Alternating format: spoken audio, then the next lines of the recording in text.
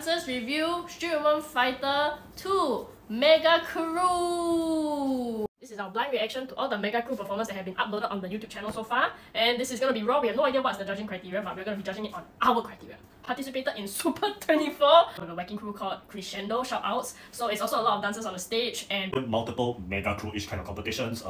From WSB to Super 24 to... So I think it's very interesting for me to look at this, not just from a dancer point of view, but from a filming point of view.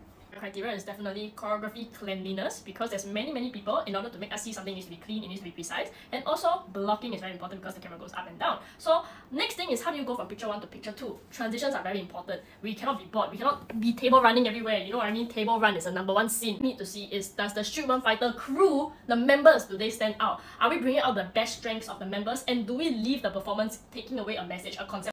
For me, I'm looking at this and how I judge the leader class, sub-leader class videos, how they use lighting, how they use the camera cuts, because even though you want to see a Mega Crew like this, but there's a lot of depth you need to try to understand. And it's very important for the crews to get the audience vote. Try to evaluate the crews from lowest rank to the highest rank, in our opinions. So we're gonna start with Wolf Low. Both suffered from the fact they didn't really use lighting or camera cuts to highlight the crew stronger, so that was what I felt was a bit of a waste.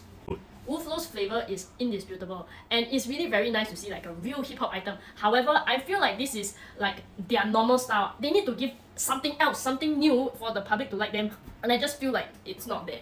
Next in the ranking is Lady Bounce.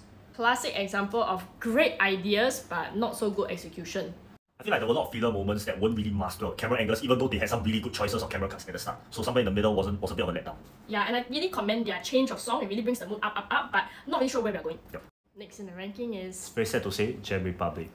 When you look at a Mega Crew performance, there must be levels, you must go up. So I feel that because they're in the same costume and also relatively in the same background, the grass, I don't get that journey. I'm not going. Energy is so amazing, but I just didn't get there.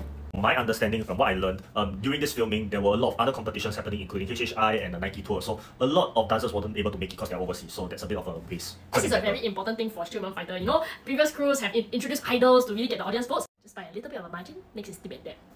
I think it was a smart choice to do it at the location they are in. Colours are very rich, so it kind of masks the fact that the choreography and the blocking were very convoluted. Yep. Discussing with my dance friends, some of them don't even know that Shindy is in this video, you know. That's how convoluted it is. I feel like they try to smash too much in there, and there's so many fancy camera tricks, but in terms of the dancing and the blocking and the clear message, it's not very clear.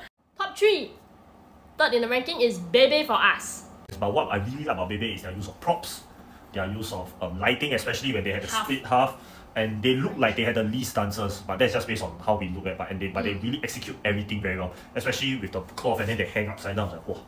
For using the same song throughout the whole performance. Usually people, like for example Lady Bounce, they use different cuts of the song. Banali is really brave. She wants to stay true to the song's meaning to bring out the story, which is the clearest to us. So it's like a toxic love story, right? Just think about Prop 1 last year too. Yeah, so however, I feel like she limited herself in this way, which is why she's not the top 2.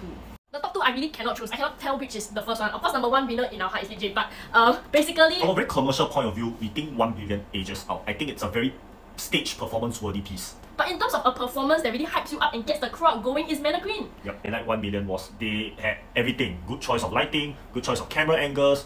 They actually had this shot where they started from the side and then sort of zoom in towards the back. I was like, wow, super well executed shots, and it really shows Lia Kim as a very artistic person. Like in terms of the visuals, it's so amazing. We have no idea what's gonna happen next. Everything just freaking flows, and then suddenly they toss ready in the air, and then Debbie Tour is splitting halfway. It is so flowing. You can tell Lia Kim cares about every single detail, even the stripe on the arm that... Sandara Park. Oh, nowhere Sandara Park. So when they did the Tating, which is a very detailed choreography, they zoom into Sandara Park and they bring the focus. I felt that when you compare directly to Mannequin, who bought one of the probably one of the best freaking female tatters in Korea, Spella, I felt that they could have highlighted Spella a bit more, but we'll move into Mannequin's discussion. Where Mannequin excelled the best at is bringing out the strength of each individual member. Sarah the leg bouncing, Bucky with the crumb, and then of course Rexy, Yoonji, and then the conductor of them all, Funky Y! Maybe lighting not as well as 1 million, but like in terms of like segregation of like who is who, it really shows each dancer's highlights very well. In terms of energy building up, that was a really great strategy. With a bang, of course, Mother Lip J. I love how she walked out like, whoa. This is my show, because it is her show.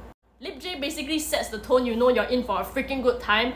Waste like to me, like if I'm nitpicking, is Bucky's part was just too short. With whacking picture, I feel like the tutting could have been done with a smaller picture, just like how 1 million did it. So that's like... Okay, I even took picture of Stella when I went to Korea. Stella is such an amazing tutter. However, why you zoom out when you feature Stella? You know, she's full out down there with her arms, but when you're so far away, I can't appreciate it. So, how I feel. You can use whacking to direct hordes of people, you know what I mean?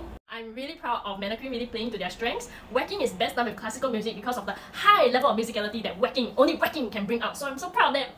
We're done. These are our opinions. We want to see what you guys think before the episode comes out. This is fun, right? So please leave your comments and like and repost this video. Repost this video and then tell us what videos you want to see us analyze a little bit more.